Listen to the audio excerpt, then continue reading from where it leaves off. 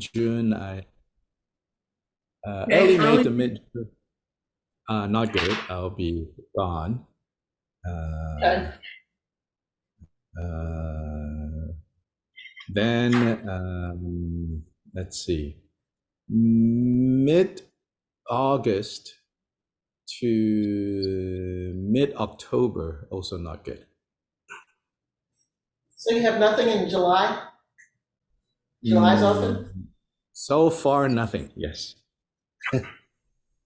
We only have April. I'm sorry, we only have March so far at this moment, although we are starting to invite teachers right Good. now that are reaching out to Tupton and Flint Sparks and other. So Yeah. we try to pick a month, at least a month that you favor. Like, would you like to be in April? Would you like to be in? April probably too soon, and also April 18 or 19, I'll be gone till early May, and then back in Nashville for a few days, and then gone. So April, I think, too soon for everyone involved, you guys, myself, Maybe June or July then? July? Yeah. June, July, probably, would be good. Right. You can aim for that, and then we'll pin those dates there. I think that Flint likes to come in October. I don't know what his thing is yet. And I don't think Tupton is available until 24. We'll see. But I'll pencil you in for July with details to follow. Okay? Yes. Good. So so where are you guys? Yeah, where are we? Hey, We are, Session 5. we're on, well, in terms of the video series, I think we were on video 5 last, right? But that is still in key point number 2. So I think we're getting around to relative bodhicitta. Right. Number 2. So again, maybe we start with questions, or I don't have any specific agenda. Just Yeah, what do we have? You said it. You said it twice. Was it kind of a general question?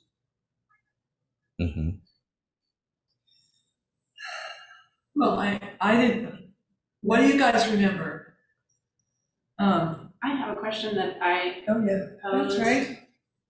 I have a question that I posed after your last meeting with us. I texted it to you, and then you said, well, let's wait. Oh, yeah. Yeah.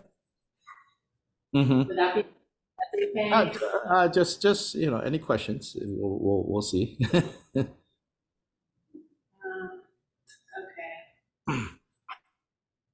I'm not sure if I can reconjure the context of that question.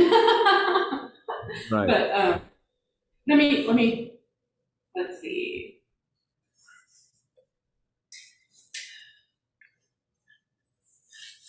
You were talking about First the question, or something like that. I don't think I remember the question. I don't think they know what the question is. So when you have you can ask the question, and then together we might figure out all the reasons why we should ask that question. And okay. This is what I wrote. The question that I wrote to you. In my text, it says, examine the fundamental nature of unborn mind. So when we look at mind and consider that the present moment experience of it, the arising, abiding, and falling away of thought, depends on the concepts of past and future. And if the past and future aren't really real, and the present relies on them, then is the present also not real? And so the fundamental nature of unborn mind means something else besides the activity of thinking?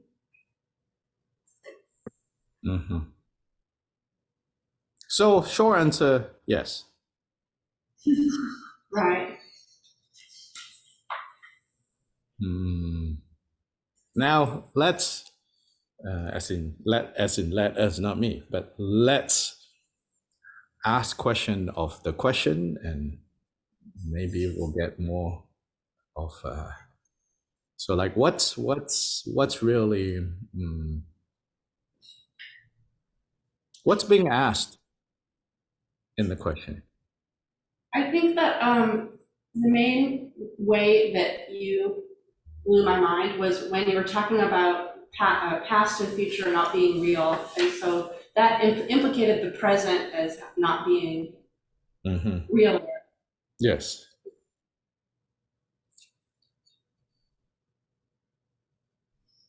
Could you say more about that, or? Could anybody say more about that? Could anybody say, whoa, what do you mean? Or yes, of course. I'm having trouble when she asks that question, Dr. Lye, what you mean by real? So what's real? Yeah, Like, what is real? I mean, we're real for what and not real for what? yeah. So yeah, so let's talk about that. Real for what and not real for what?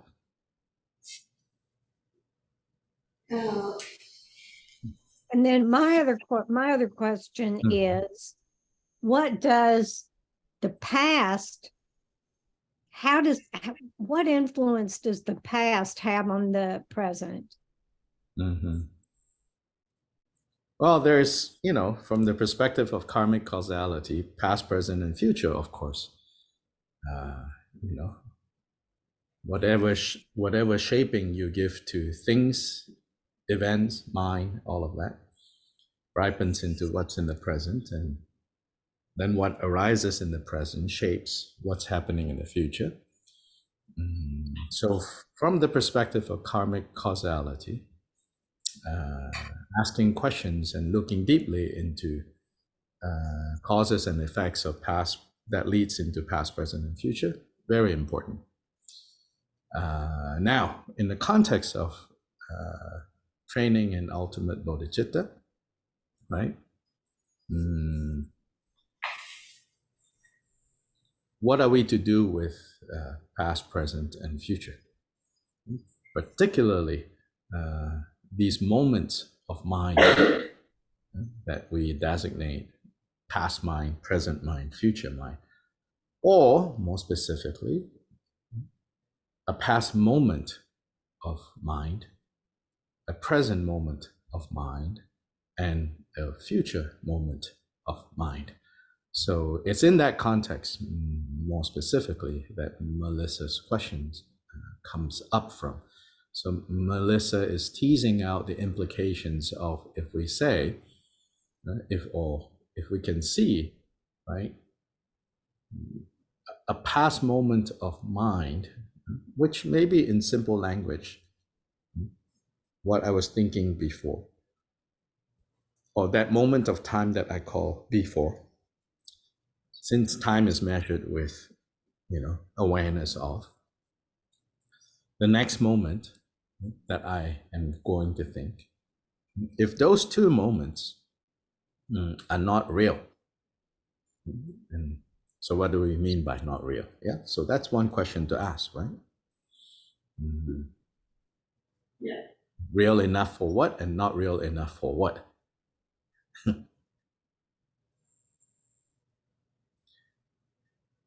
Yeah, real enough for, making plans, right, to be here today and not yesterday. Or tomorrow. So real enough for that. Not real enough for what?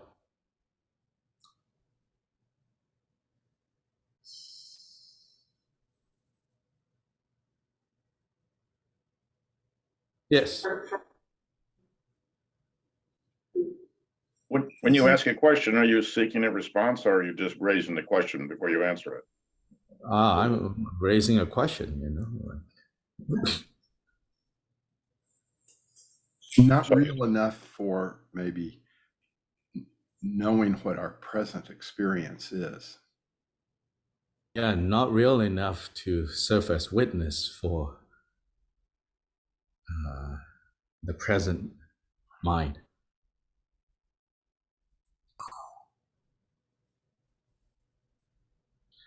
More importantly, not real enough to prop up the present I.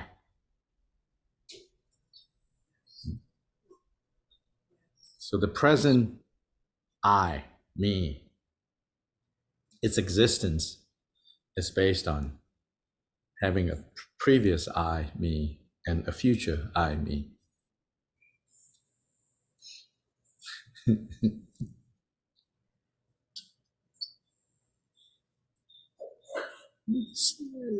Buddhist circles, spiritual circles, and we kind of like nod to each other and say, oh yeah, past is not real, future is not real. Then we buy bumper stickers to put that says, the present is real. Be here now. In this training, it's like, okay, what is this here and what is this now?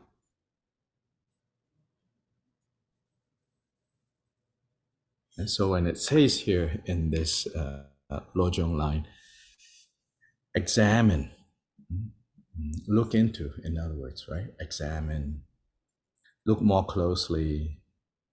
Right? In other words, don't just assent to this. Don't just believe in it. Right? And what are we to look into? We have to look into that the nature of awareness, so meaning mind. And mind is not a thing, it's a process. The nature of this mind is birthless. Birthless means, right, in this context, its status, as real cannot be firmly confirmed.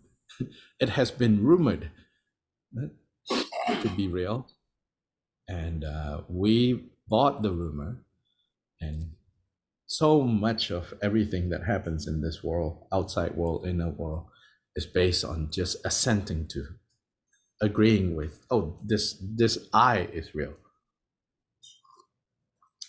How real is it is what this training here is trying to get us to see, and you could say to undermine. What is it undermining? Is undermining our fixation on this is I, this is me. And so here, instead of saying I and me, is broken down I or me to thought process.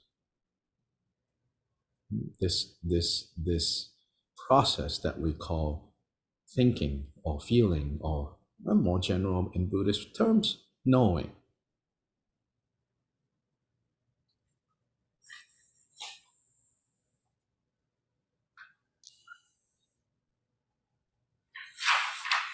So Melissa, short answer is yes, yes. So it's like that moment of like, what? Even the present has no basis to stand on, much less the past and the future.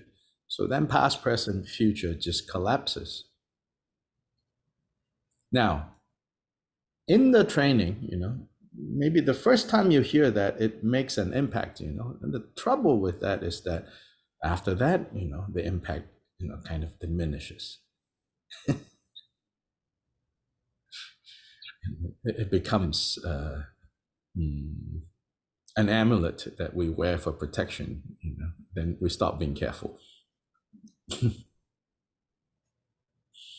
Because we feel like, oh, I got it, right? Now I'm in the club. I'm in the club of like, past, present, and future is not real. But it's more than a club identity. It's to work on undermining fixation on I, principally I being real. And so it follows from the line before, regard all phenomena as dreams. So that is pointing, that begins with what is being experienced, which is phenomena, which means simply happenings, right? Phenomena, I mean, the word itself in English, it means an event. And all events, all happenings. Right? So all happenings require two elements there. Right? Something is happening and something is experienced, something's happening. Yeah. So the subject and object poles. The subject and object ends of this pole that we call an event or an experience is what is being experienced and that which is experiencing. So the first line is telling us that the first line of training, or even like you could say defense against suffering, is whenever we're having, especially when we're having a powerful experience, an impactful experience, whether highlighting very strongly what we call suffering, or highlighting very strongly what we call pleasurable, in that moment, we have to be able to inject in this, all phenomena. It's like a dream.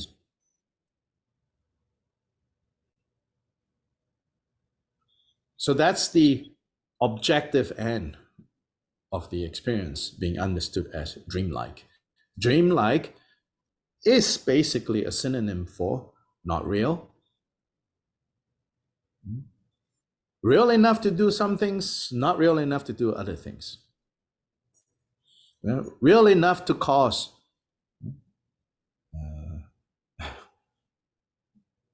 emotions, not real enough to put it on the market, to rent it to someone else.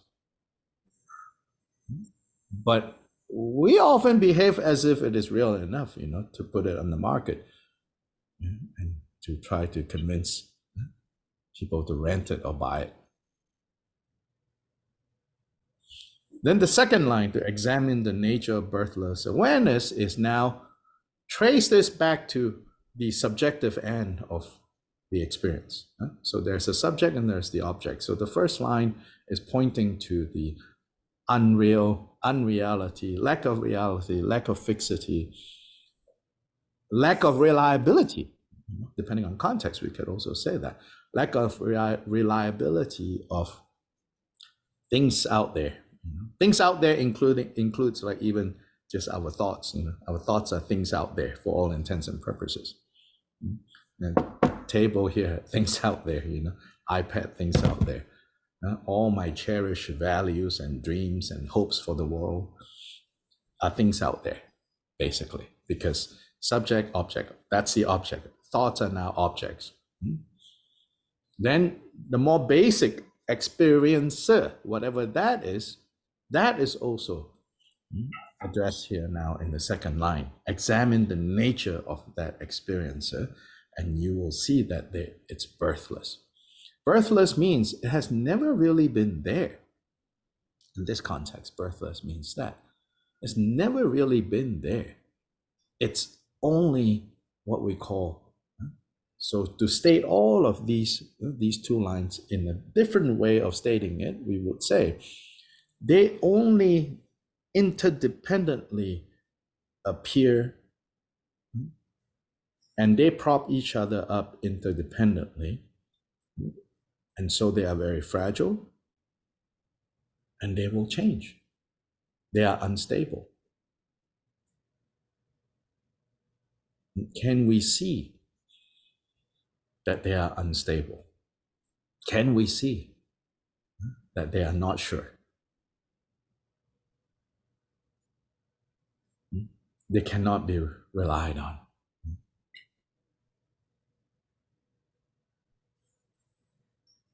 So in the Korean Zen tradition that TBS hosts, one of their favorite phrase from their founder teacher is like, only don't know, right? It's not talking about, walk around being blur about what's going on. Only don't know is pointing in the same direction as nature of awareness is birthless, phenomena of the dream.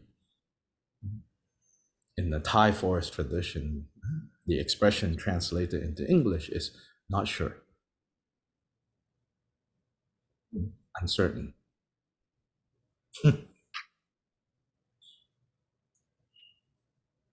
They're all pointing in the same direction.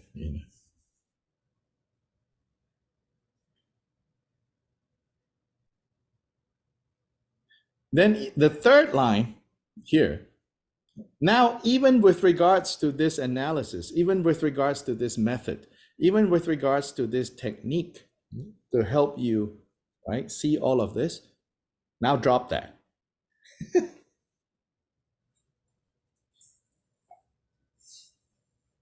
In case, you have dismantled objective reality, subjective reality, now you are, objectifying the method of, dismantling. That method you also need to discard, but not violently throw away. Here is, let it just subside, let it just subside, just put it down, put it down.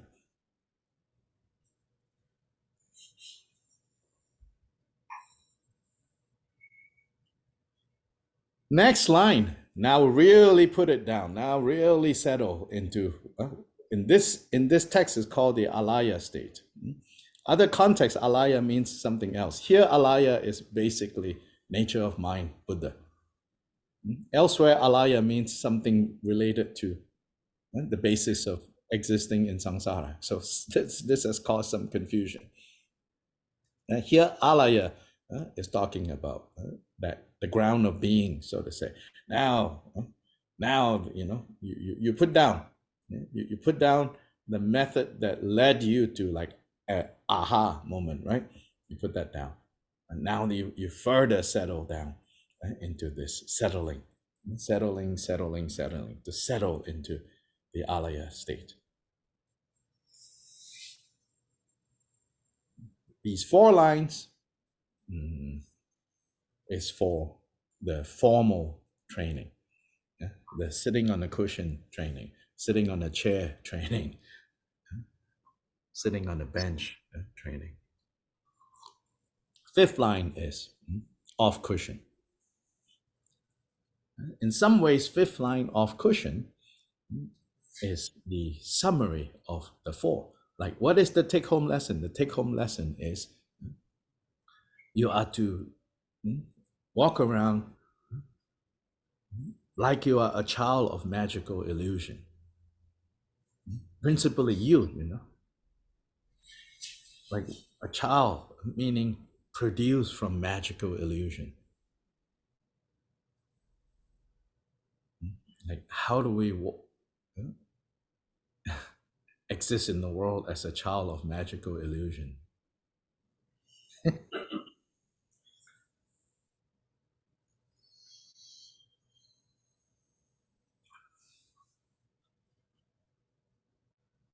And when you get really good at being a child of magical illusion, then you can breathe in, 5 tons of suffering a day, and it will not do anything to you. It won't damage you. It won't set you on, compassion fatigue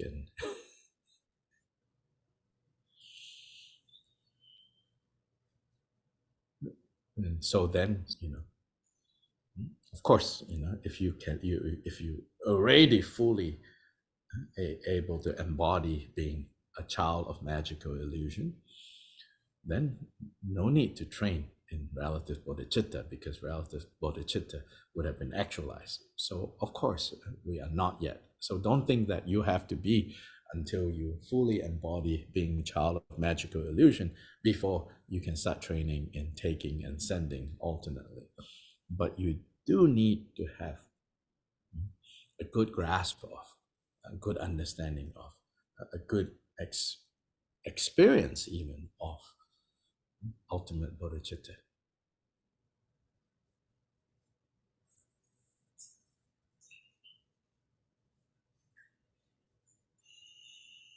Yeah, 4 lines in 4 progressive steps of, start with the objective end of experience,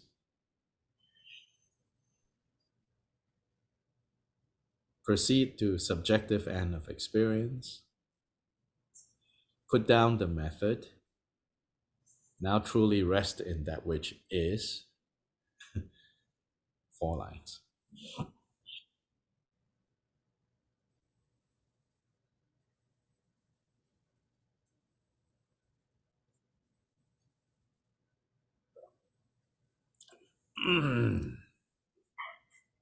Thank you.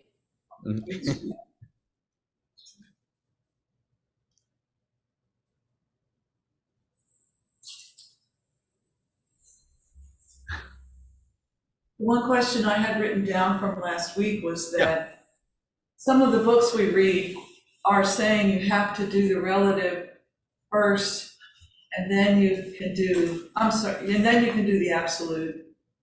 And some say you have to do the absolute first, and then you can do the relative. We Yeah, sort of fool around with that for a while. yeah. So I belong to the I belong to the group that says, you know, follow this text, if you're going to practice this text. So we start with ultimate. Yeah. And there are, I'm sure, very good reasons why.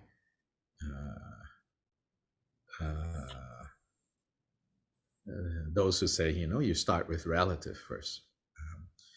But to me, I think this tradition is this Lojong tradition that originates with, at least the way it originated in Tibet, that originates with Atisha. Atisha comes from a Mahamudra tradition that would emphasize you begin with absolute bodhicitta. Not you actualize absolute bodhicitta. Of course, if you actualize absolute bodhicitta, then you're Buddha-like. But that some kind of pointing out, so to say, some kind of understanding of like the view is necessary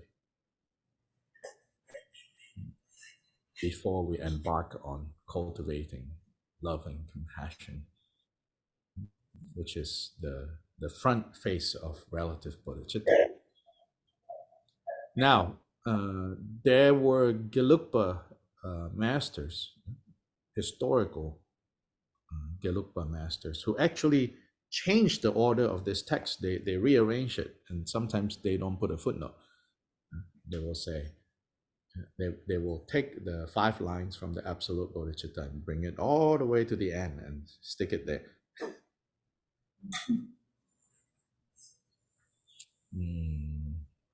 So unless the Dalai Lama,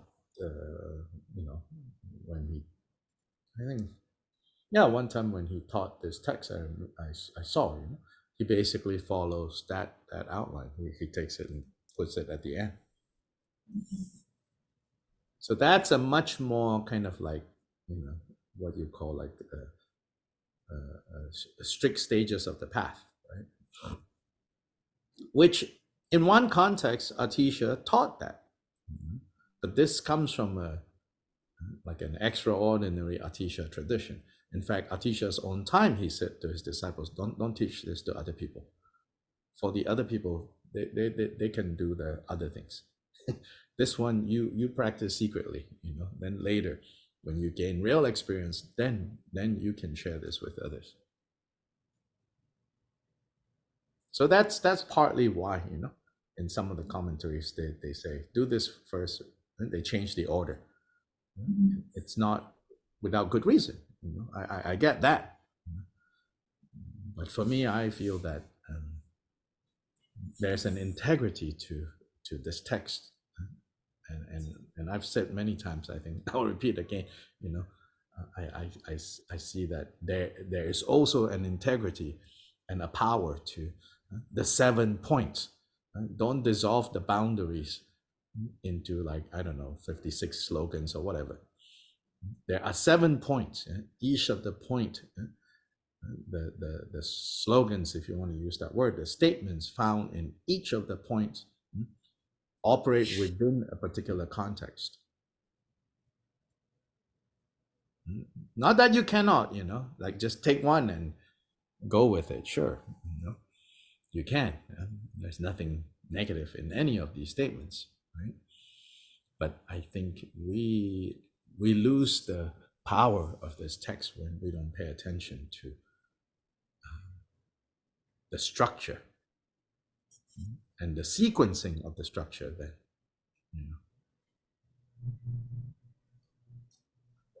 I think the statements that you find in point 6 and point 7. So if you want to push this further and ask me, I'll pretend asking myself. So would I say that the statements in point 6 and point 7 that you have to follow exactly that order? No, I think 6 and 7, the order doesn't matter. There's no progression. But point 2, the order within the statements within point 2, there is a progression going on.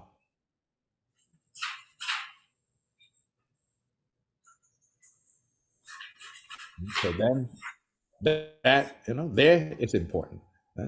Point 2, the 10 statements in point 2, there is a particular order, and the order is important to keep. Point 3, taking adversities. The order doesn't matter so much. They are, right?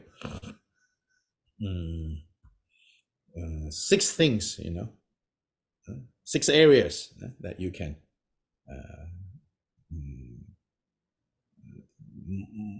focus on the issue of, like, when things, when the bleep hits the fan. That's the point of, how to take adversities, how to not be afraid of bad things, how to not fear suffering. There's the healthy fear of suffering, which is what puts us on the path, which is what causes us to turn to the path. And then there's unhealthy fear of suffering, like a childish fear of suffering. And so 3rd point, the order doesn't matter so much. 4th point, the order there's only 2 statements. It matters insofar as one says, if we were to summarize everything that you should work on in this life, then there are these 5 things. And then these 5 things, when applied to when you're actively dying, what are these? What do these 5 things become? So to that degree, those 2 statements, the order has some logic to it. 5, which is how you measure your mastery, so to say, right, of this training. There doesn't matter so much the order. Those four statements, 4 lines. So likewise, 6 and 7, which pertains to the precepts and the commitments, there also it doesn't matter so much. I have not yet been able to kind of like figure out in a very, like, certain way, what's the difference between what's found in 6 and what's found in 7. So my confession,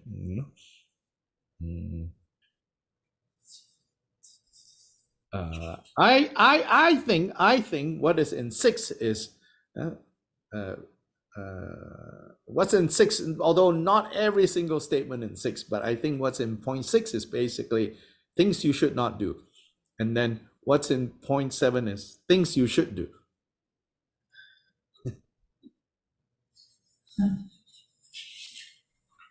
Yeah, in 6 is don't, give up, overcome, give up, don't.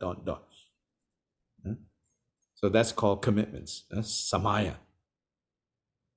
And if you look at samayas, like in the Vajrayana context, like the 14 samayas of like downfall, they are stated in the negative. Don't.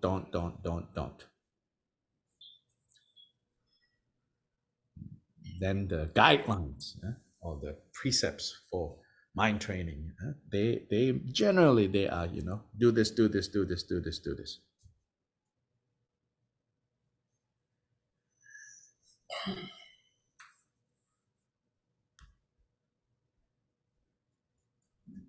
So Dr. White, we were left to our own devices. We decided to go ahead and read in our books about the second part about relative bodhicitta, the slogans, and we kind of got stumbly a little bit on that, and so it would be great, I think, if we could hear.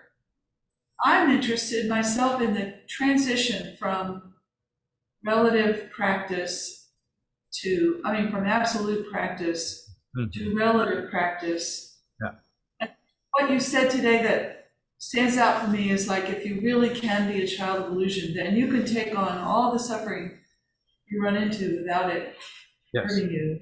Right. Yeah, so in that scenario, fully realized Buddhas can do that best, right? So then the further we are away from that, then the harder it is for us, right? So even if we are really motivated, to save the whole world, and all the beings within, be careful, right? Being very motivated to lift more than you can is a good motivation, but if you're actually in the gym, you probably tear muscles, and sometimes might be muscles that you cannot repair. So be careful, right? Now, when we say transition, of course, as I said, it's not the case that you get so good, in absolute bodhicitta. In a way, they are to be done simultaneously. It's just more knowing when to lean more on one side or the other side. Does that make sense? So I'm also don't want you to think that my take on this material is so rigid that you cannot you cannot veer from the order. So yes, of course, the nature of putting things down into words is that, the nature of you and me here is like, there's a sequence to things, so you have to put them in a sequence. But I think when it's actually practiced, right, it's not literally step 1, step 2. It's first of all, I think it's fair to say it needs to be holistic. So even as you're practicing absolute bodhicitta in a seated meditation session, you begin that session by generating relative bodhicitta. I am going to do this for the sake of attaining enlightenment, so that all beings will be freed from suffering and the causes of suffering, get happiness and the causes of happiness, right? There you already start off, right, with relative bodhicitta. And that's what's going to keep you inspired. That's going to at least that's how it's supposed to work. Keep you inspired, so that even when you don't feel like, I don't know, I don't want to meditate today, that's supposed to keep you kind of focused, inspired, and not lazy, right? So then you start with the absolute bodhicitta training. So even when you're doing the absolute bodhicitta training, the relative bodhicitta cannot really be separated. It's like the driving force, right? Now, as you enter, now you say, okay, this afternoon session, so you can say morning session, let's say you have one day, and you say, I'm going to dedicate that one day, more or less other than doing the things that I need to do, make my coffee and, go for a walk and all that. I'm going to spend the day doing point number 2. Yeah, so you start off the day, follow the sequence here, and training in formally meditating on absolute bodhicitta, right? Even like just half an hour, 20 minutes, get up, go do other things you need to do, put your laundry in the washer, and then come back. Yeah, another 20 minutes, Oh, now I need to go, have, prepped for lunch or whatever, 20 minutes, 20 minutes, 20 minutes. Yeah? Then as you're prepping for lunch, as you're putting things in your laundry, as you're walking outside with your dog, that's when you foreground, child of magical illusion. Okay, you do that.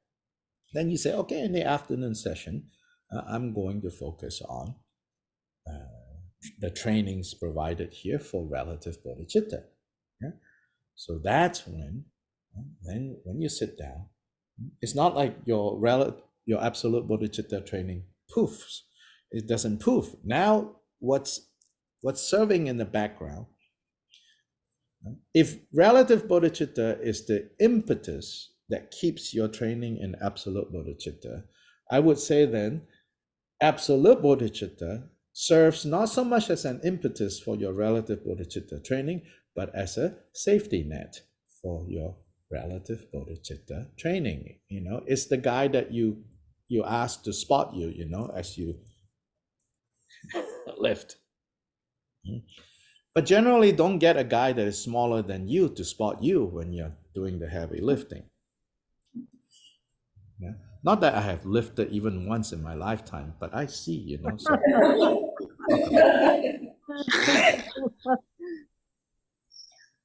I can visualize what that feels like, right?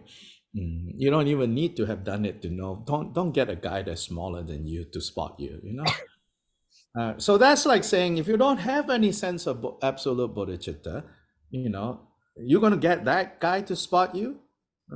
No, bad idea, right?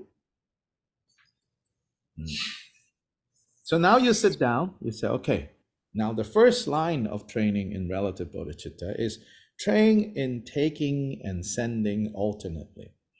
So alternately, I think often it's interpreted as like immediately they jump to breath, as a technique. But here again, if you pay attention to what is said here, I think it's talking about first taking and sending alternately, right? Now, here the sequence is not necessarily you start with taking, then you go with sending. It could be either way because it's just the way Tibetan language. Yeah, it's dong len, dong and len, right? It's just like like in English there are some words that when we use in a pair, right? We always put one before the other. Can you think of something like that? You know what I'm saying? Kind-hearted? Far and near, right? Yeah. Near and far. Kind of rolls off better than near and far for whatever reason, right? But we're not, yeah, but we're not literally saying, you have to always be far and then near. Big and small, right? I don't know, at least for me, that rolls off better. Big and small, right? And so don't overemphasize, oh, you always have to start with big, then you go to small. Same here, Tonglen is not necessarily taking and sending or giving. That there's disorder. Yeah, it's just the way Tibetan words. It's lentong sounds really weird. Even us, You're right. So it just rolls off, weird, right? So anyway, here alternately, don't go to the breath yet. Just what it means here, right, is learn how to like give. So in fact, here I would say start with giving. So maybe like your 20-minute session is giving. So what is this giving? This giving is metta training. Metta, loving kindness, radiating out, radiating out, radiating out, radiating out, you know. Even you can radiate out to that child that was your earlier person that was injured, that was harmed, that was neglected, right? Radiate metta to your 5-year-old self, so to say. All of it, right? You radiate, radiate, radiate, you know. I love you, you know, may you be well, may you with, you know, that's a good way to start, right? So 15 minutes this session. Now you need to get up and, you know, make some tea, right? Sip some tea. Okay, now sit down. Now send, taking. Because you have that, you know, feeling warm and fuzzy from radiating out. So now you have some capacity to take, you know. And that taking suffering comes from, you know, when you radiate out, then everybody becomes friendly in your mind, right? Everybody becomes kind to you, like your mother, you know, or whoever, your puppy, you know. If mother is not a good reference point, then your puppy who is unconditionally loving you. Now you even think of your neighbor as unconditionally loving you. You even think of the what is it? The everyone, right? Then because you feel like that about them, then more easily, more naturally, you're like, and now so because of that, I will take your suffering, you know? So then you feel, okay, I will take your suffering. For you, I will do it. For you, yes, right? Now impartially, yeah, including EBS, your neighbors, you know, those people who work across the street. Sick people, yeah.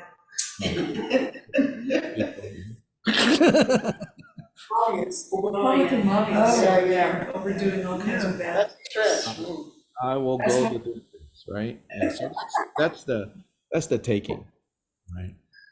Yeah, all your stresses over at the Capitol, you know, I will. All the stresses that make you, you know, come up with all these hateful things to legislate, you know, I will take. Yeah, you can go outside and do this meditation, you know, like absorb all the stuff coming out of the Capitol. No. Some of your more famous senators too, you know, like, oh, I whatever suffering, you know, that has led you being so mean, you know, I'll take, right? So just that, you know, then when you get used to that, the second line is saying, now take something as so basic as your breath, you know. And now the alternately here becomes more intense in the sense that every breath, you know, you are taking, sending, taking, sending, taking, sending, taking, sending. Don't rush immediately to this. In other words, like the first line here is to train in metta, loving kindness, and to train in compassion as a feeling. So learn the feeling tone, you know. What is the feeling tone of metta? And what is the feeling tone of karuna, compassion?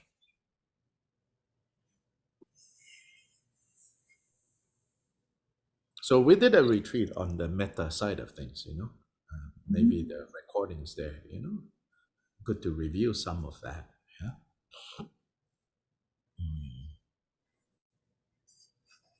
So the next line, right? It says mount these two. Mount, like someone riding a horse, you know.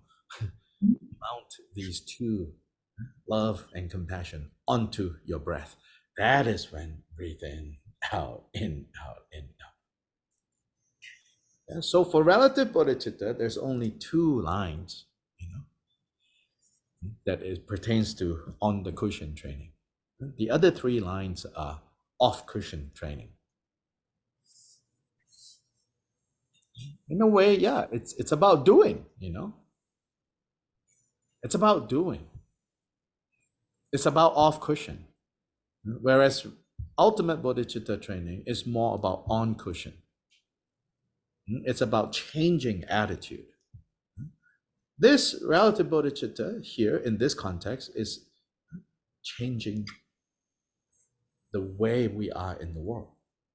Now, in the end, the outer and the inner, right? Our thoughts, our emotions, and our speech and our actions should be all consistent. But when we are training, you lean towards one or the other as appropriate. And so here it says the 3 objects, the 3 poisons, the 3 roots of virtue. So this is pithy, a pithy line to use to always remind yourself, when you encounter any of the 3 objects, which is what? The things that you like, the things that you don't like, and the things that you don't care, like or don't like, you're kind of indifferent to. So here, this off-cushion training is of relative bodhicitta.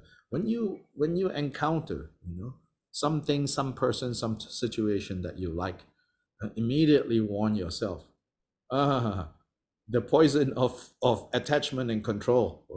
Watch out for that. The 3 roots of virtue is the opposite.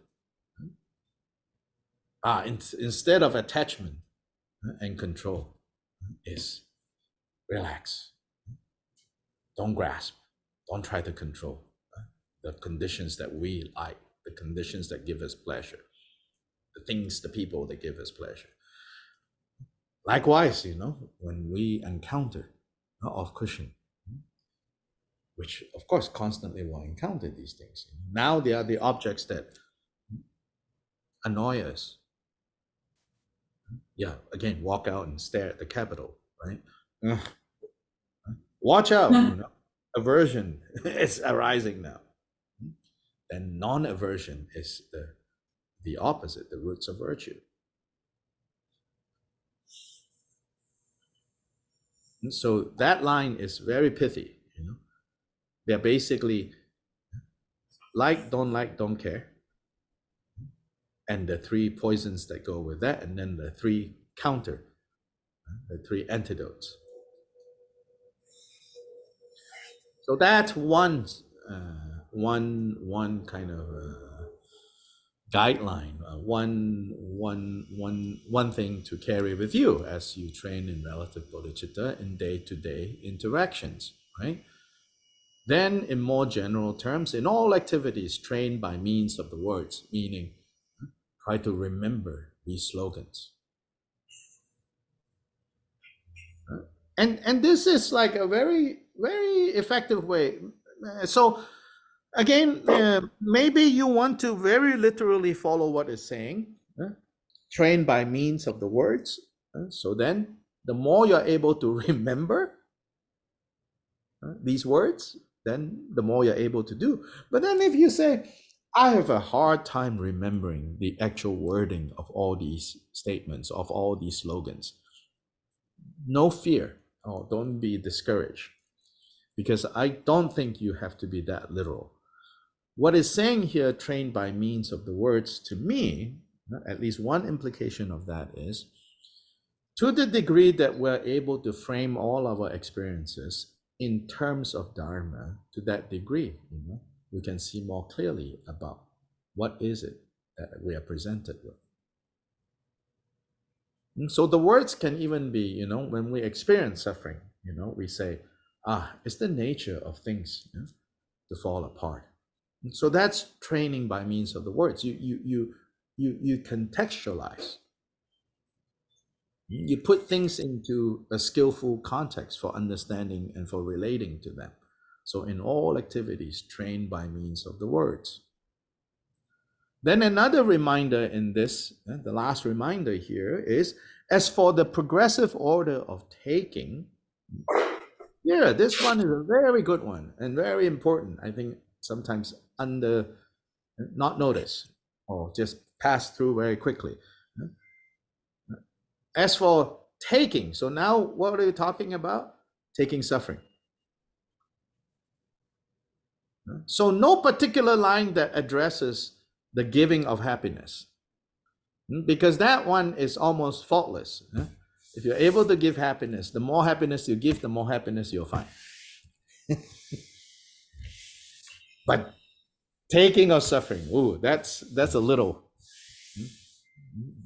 proceed with a little bit more care. Because the taking of suffering, like if you take and you don't know how to dispel them, right?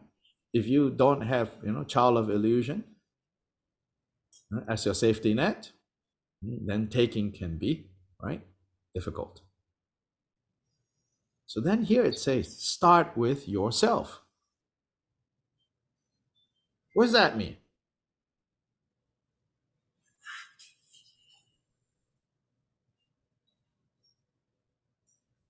What does that mean? Not cheat.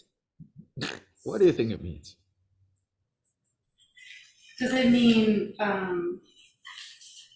you're basically doing Tonglen on yourself, like with your own suffering? So what does that mean? Yes, so it's about your own suffering. What does that mean? So taking your own suffering. What does that mean?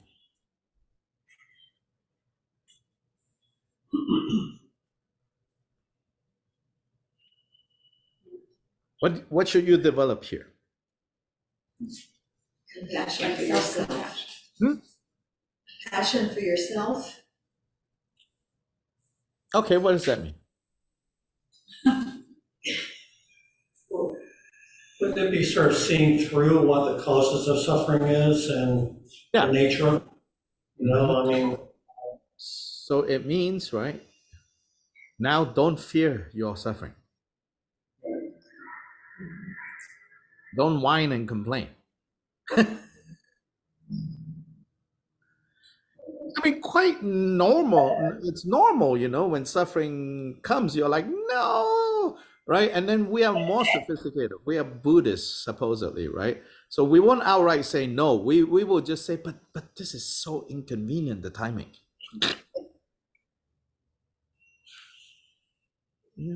Suffering is always inconvenient timing. It's never a good timing, But we know Buddhism, the Buddhists talk more, so we won't outright say, but I don't want this suffering, you're like, just wrong time. Can you come back later, right? Here is saying, no, learn to take that. Can you take your own suffering, If you cannot take your own suffering, meaning if you cannot accept, if you have no ability, if you have no space, if you have no self-compassion, I mean, sometimes, what does that mean? What that means is like, if you don't have enough capacity to even give space to your own suffering, and immediately you say, this is wrong, this is not right, this is not right, this is wrong, how in the world are you going to be able to take anyone's suffering? But a lot of times, I'm afraid that's what we do. We don't want... So then we go into this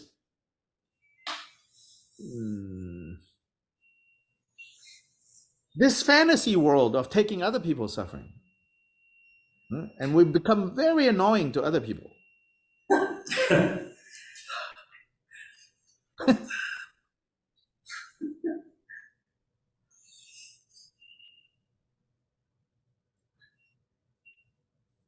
Start with yourself. You want to know if you're ready or not? Can you manage your own suffering?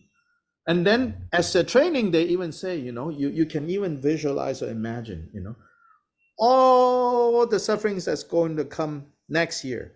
Bring it on right now. Let it ripen now. Can you do that? Your own, forget about other people's. But that's counterintuitive, right? Every time you're suffering, you're like, no, can I delay this, right? I don't know about you. Okay, I won't speak for you. I'll speak for myself. Every time I have suffering turning up, I say, can I delay this to a more convenient time? That's just, self-deception, meaning I cannot, I have no space for suffering. I have no capacity to take suffering, even my own. So here is faith. In some of the commentaries, it says, you also should train, even in your seated on the cushion bodhicitta, on the cushion relative bodhicitta training can include, when you take, you imagine, all the suffering, not just like being able to take what is already here, but on top of that, saying, as for the suffering that could come next week, next month, next year, bring it on, pile it together, let it just ripen now.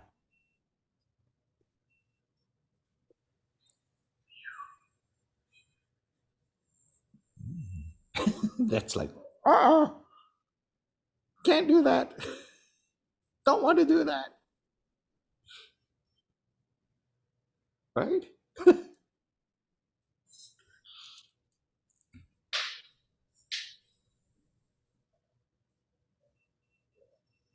Yeah. So instead of saying, can you come back later? We train here so that we get better and better at, oh, you turn up. Yeah, come in. I'll give you some tea. It's a busy day, but yeah, I'll give you some tea, and here, I can accommodate you. So self-compassion means, you not like you spoil, sometimes self-compassion can turn into, not really accommodating it, right?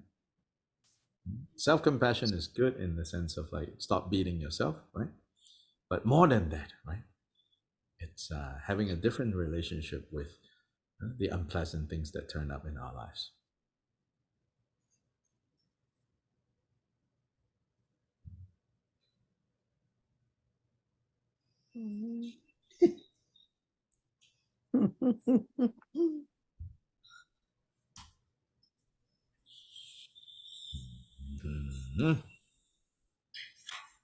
I thought that was very helpful.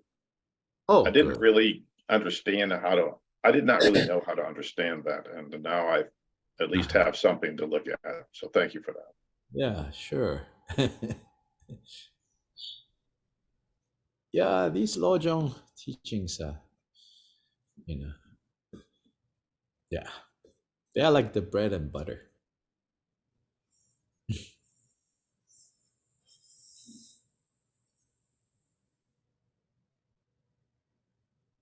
They're really nice.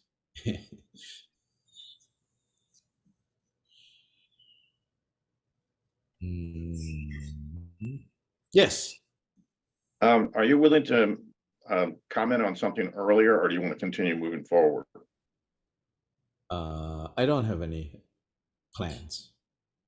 Okay, I wrote this down and I wanted to see if I got this right or if I need to modify it. Yeah. This is back on slogan 3, which is unborn awareness. And the slogan I have. It's the second statement in. Second statement within part 2. Yeah, 2.2, right. Point 2, number 2. Examine the nature of unborn awareness. Then I put, to clarify that, in subject, perspective, unborn, and undying. Then based upon what you said, I said this.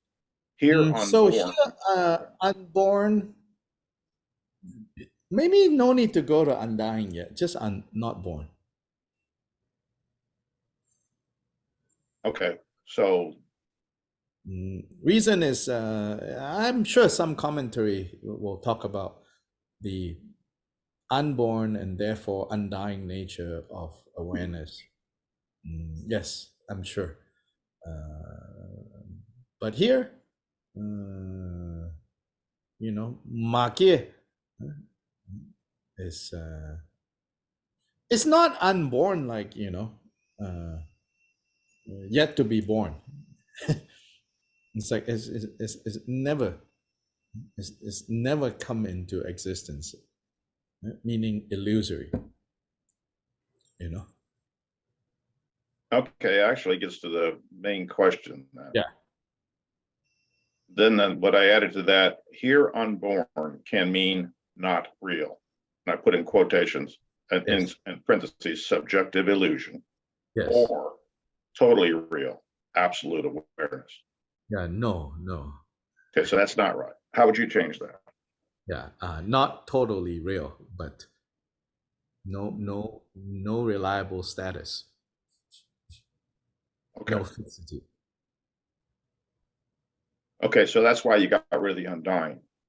It's Yeah. unborn because it's never going to be born because it's not actually real. Yes. Yeah. Okay.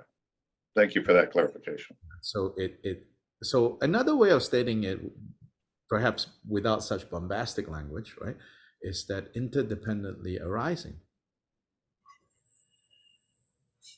Emptiness, the other side of emptiness is interdependently arising.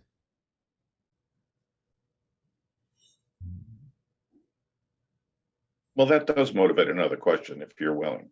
Mm-hmm. Mm-hmm. The idea of illusion and lacking in reality, Mm-hmm. would you say that pertains to essentially everything within the real world? And the Yeah. only true reality comes from absolute? Or is that too strong? Yeah, even that, the absolute, we should not turn that into a false idol. Every time someone wants to say the absolute is real, then they'll say, well, the absolute is also dependent on the relative, and therefore the absolute cannot stand on itself, and therefore that is also not real.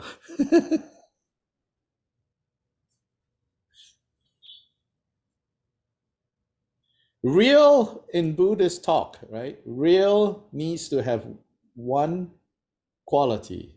It can stand on its own. Then now go look and see what can stand on its own. Okay. Yeah.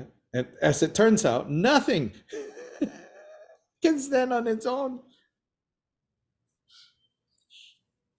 But in certain contexts, certain things can, like what you suggested about time and our use of time to be here on time today. Yeah, in a relative sense of, but it cannot stand on its own, past, present, future. Nagarjuna says, only if you don't look closer, then it appears to stand on its own. Good enough. Know that when you lean in and look a little bit more, it falls apart.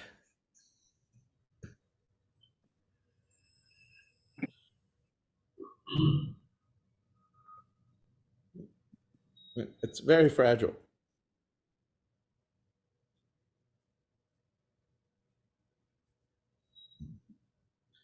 The master in explaining this teaching on emptiness, in the Mahayana tradition, Nagarjuna says everything is really fragile. As long as you don't lean in to look closer, they all look kind of fine. But if you lean in a little bit, it just falls apart. So there's a contextual aspect to it. As opposed to no context. Help me understand your question. Yeah, context I would think is important because it's useful in certain ways, but perhaps not as real as you might think. Oh yeah, everything is that, of course.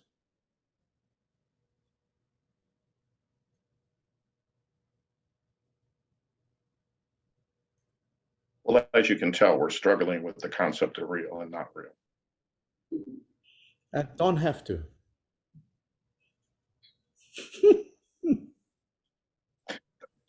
It's just a distraction.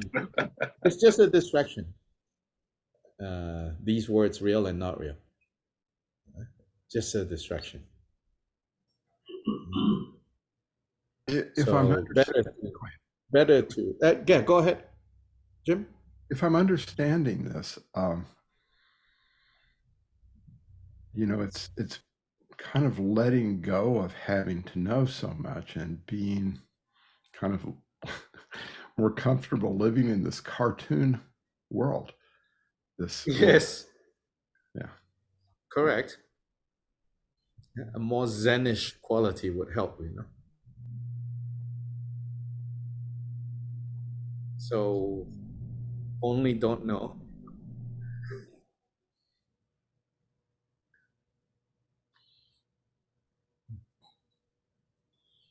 Yeah, real and not real, such loaded terms, you know. And then especially if we like to be intellectually rigorous, you know, real and not real. So many different ways to talk about that, you know. So I actually, you know, only in a certain context I would use those words. Yeah. So in the context of looking at time, yeah, it helps to illuminate certain things. Yeah. But in other contexts, I think better to see it as, you know, as I say again and again, it's not as reliable as you think it is. It's not as permanent as you think it is. It's not so sure as you think it is.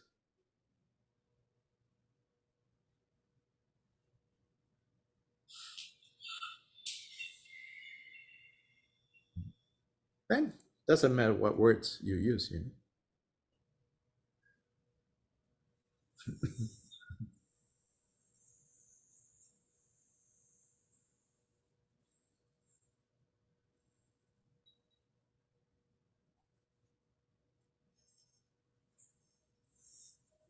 So Dr. Lye, I'm sorry, I realize the clock is ticking and our time is gonna go, and I just wanted to ask you, we have a really dear friend, one of our practice leaders here at EBS, June Stewart, who's just been put in hospice, very aggressive cancer, and we're gearing ourselves up to take care of her, you know? And I wonder what advice you would give us in terms of practicing to take care of ourselves in the process, and what we can do for her. And I wonder, like, for example, does Tonglen actually, if I do Tonglen for her suffering, does it help her? Or does it just help me help her? That's one question.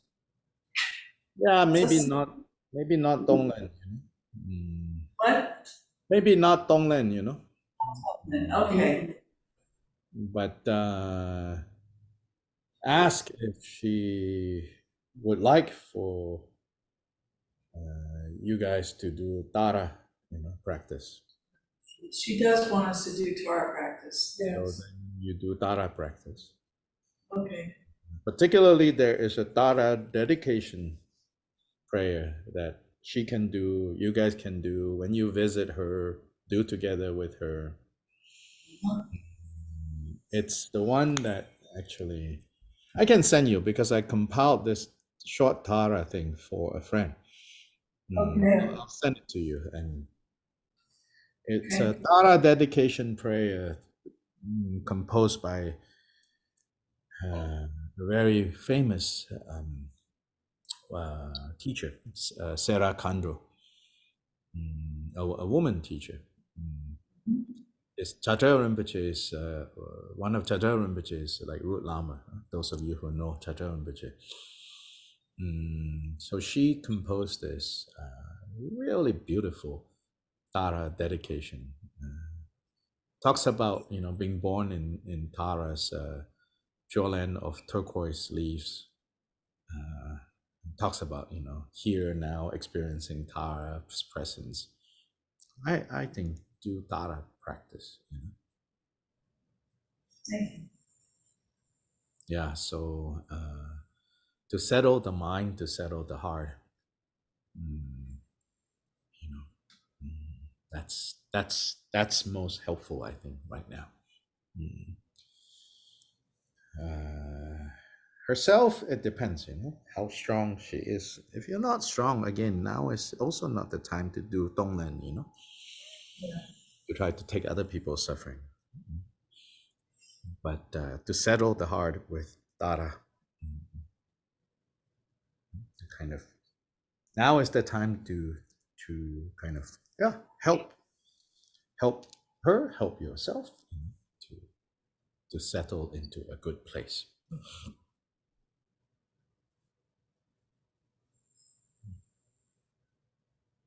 Last night we were watching the movie night at Urban Dharma, a documentary, Tibetan Book of the Dead, and we talked about some of these things because there's a group there that's involved in this new project, a hospice project, a new way of doing hospice, and many of the volunteers there came.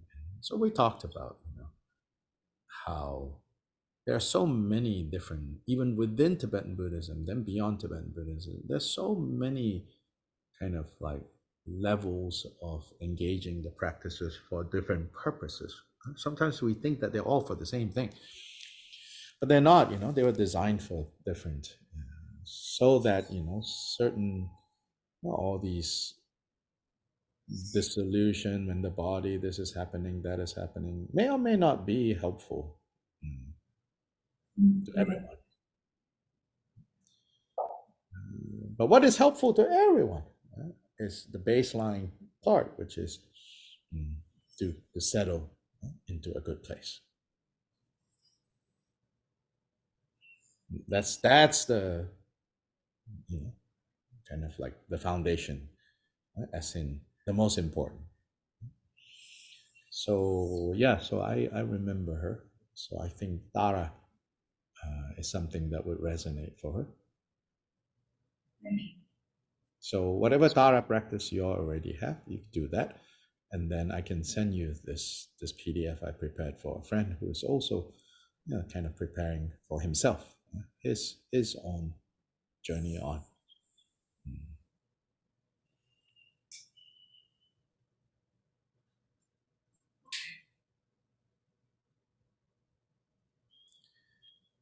Yeah, so good today. I should run.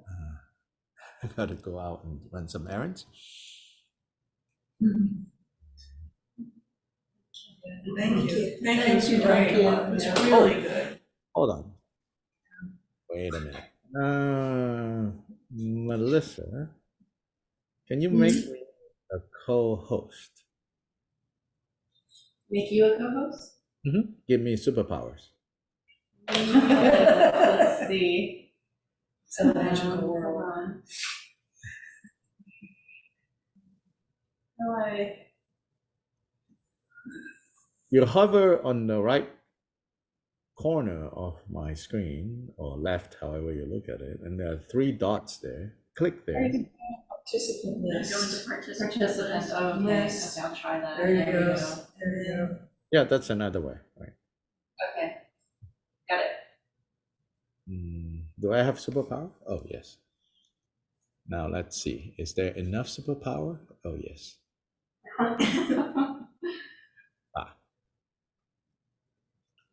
Oh, land. Fantastic. Yeah, so this is yesterday. Let me see if I can find the other pictures.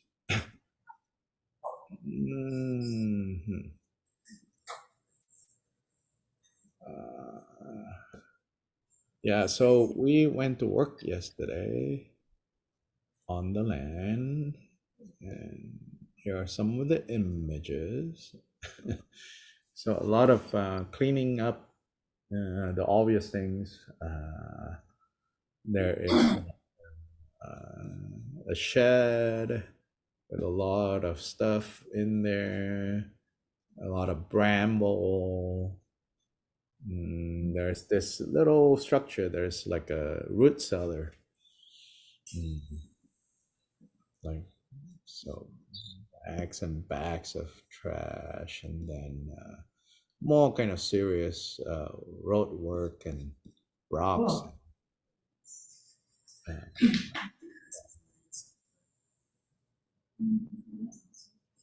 Do you have to pay to get the road work done? We are doing the work.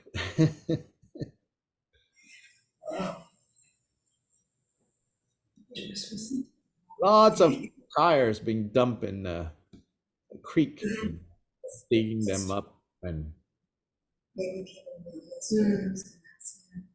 yeah. Oh, this was a movie night last. Yeah, after working on the land, we had to rush back to go host this movie night. So yeah, so we created a parking space, like 6 cars or so can park. Yeah, and like, yeah, making this road here. Then this didn't used to exist, so all this didn't exist. Wow. Yeah, geez, Very impressive. That's that looks cool. like a lot, Yeah.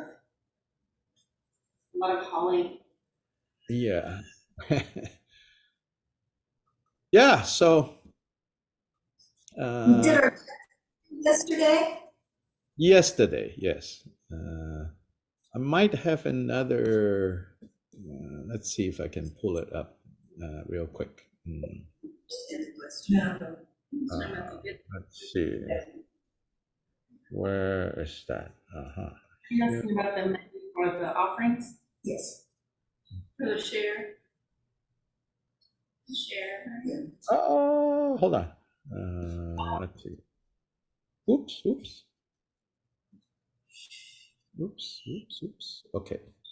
Let me see if I can show this.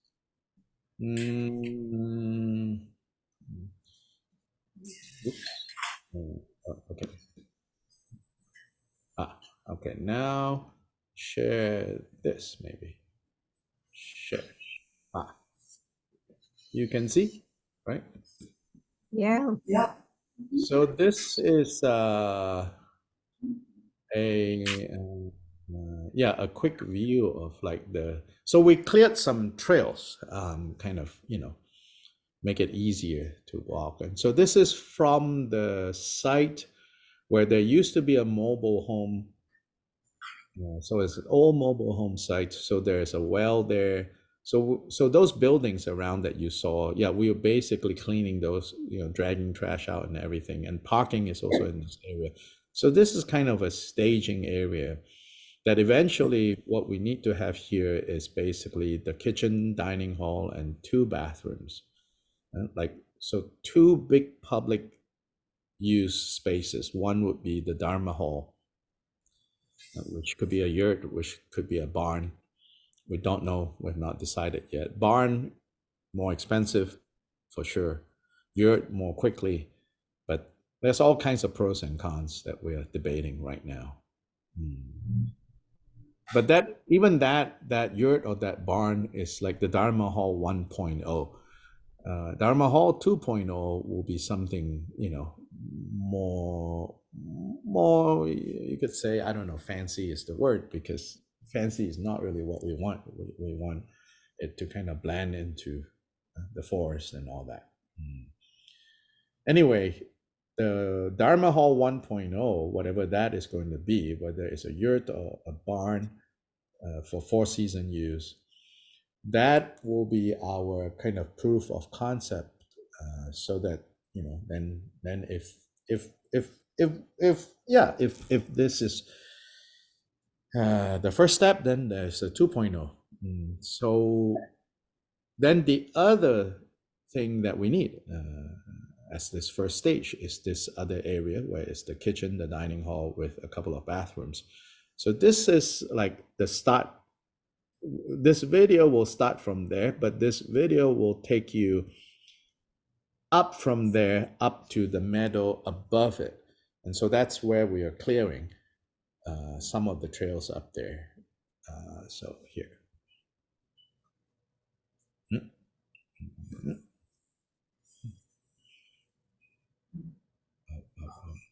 Up. That's pretty nice. Wow.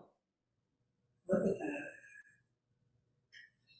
Goes around this is at the corner of this land. Yeah, almost up there, and then you turn to the back. Are those hardwoods? or pine? What are those trees? Pine. This is a pine forest. About 40 years ago, they were logging and planting and logging these white pines. So there are clusters of white pines that is on that land. And so where we were working and kind of, clearing is like maybe 3 or 4 acres of this land. There is the rest of the 80 plus that goes way in and everything. Yeah. It looks beautiful. Yeah.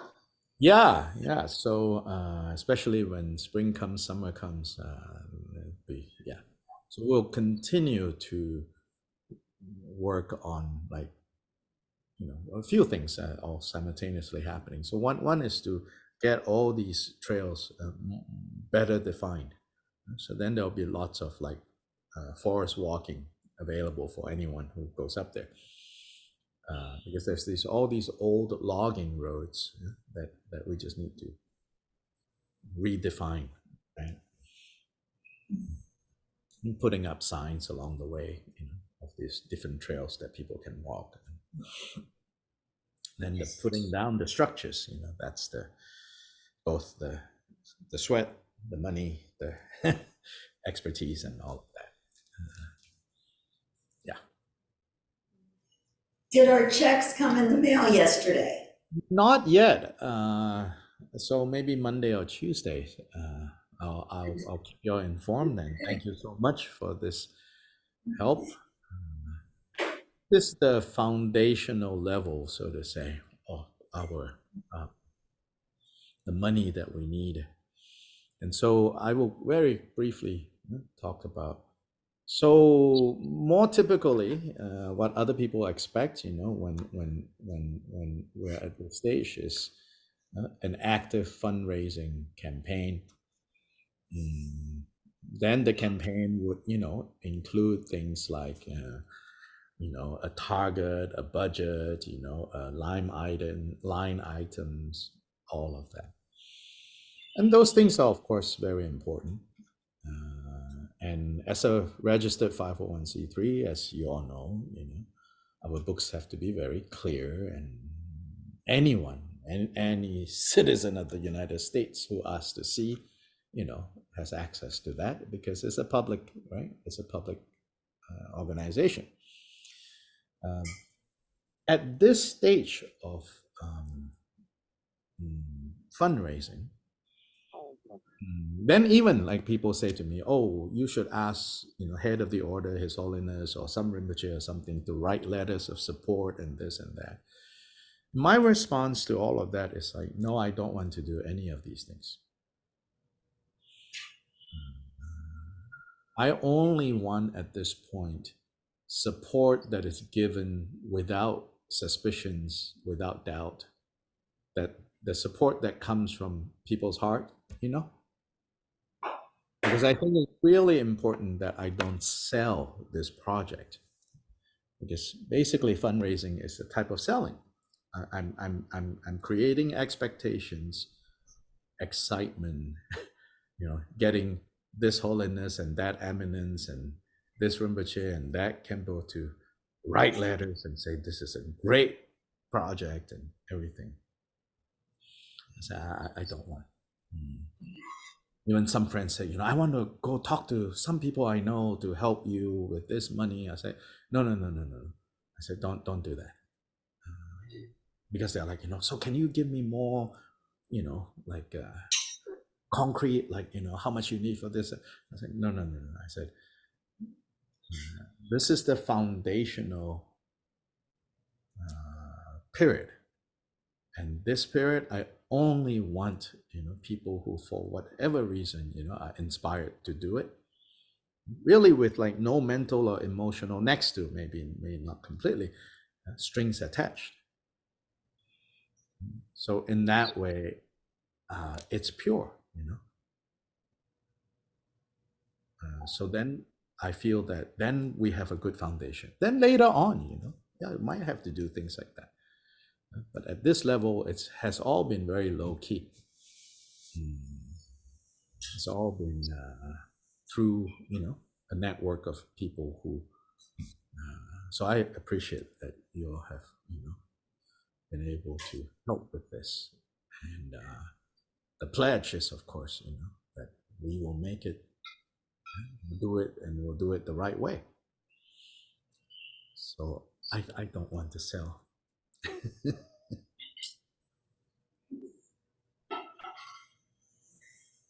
I don't want to talk about, 100 years, legacy, and we are going to transform this and that. And when I talk about it, I want to talk about simplicity. I want to talk about it as slow. I want to talk about it as small. I want to talk about it as sincere. I want to talk about it as, quietly. I want to talk about it as don't get anyone excited. I don't want tourists coming to take pictures. I don't want exotic building to stare at and pose in front of. None of that.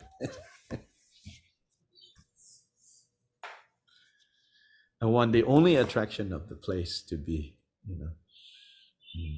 the virtuous qualities of the people who live there, the people who visit there.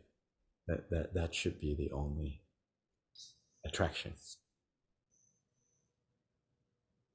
So a lot of work in that sense. Yeah, but that's the inside work,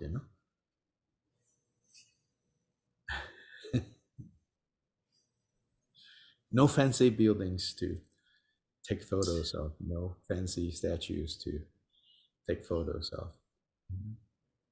It'll be done nice. You all know my style, but it will not be.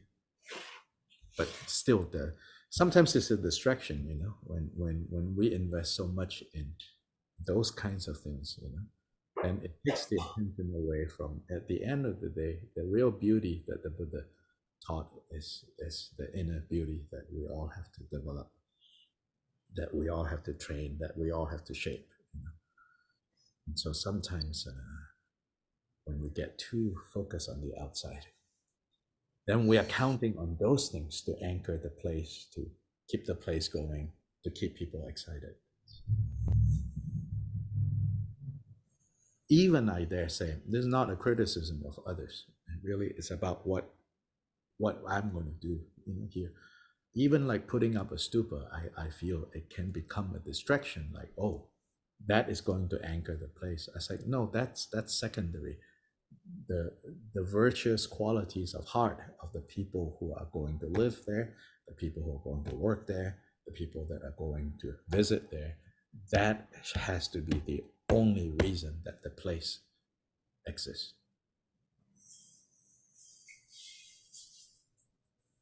When that is right, the trees are going to be right, the streams are going to be right, the flowers are going to be right. Then maybe some buildings. Okay, thank you so much. Thank you. Thank you. See you all at some point soon, and then the organizing team, we can start talking about more specific dates and all of that, and topics and all that. We'll go from there. Fantastic. Thank you. Thank you. Bye. Dr. Lye. Yeah. And thank you for letting us contribute on this level with you. Oh, yeah. No, It's no. just such a gift to us to be able to do that. And thank you. Yeah.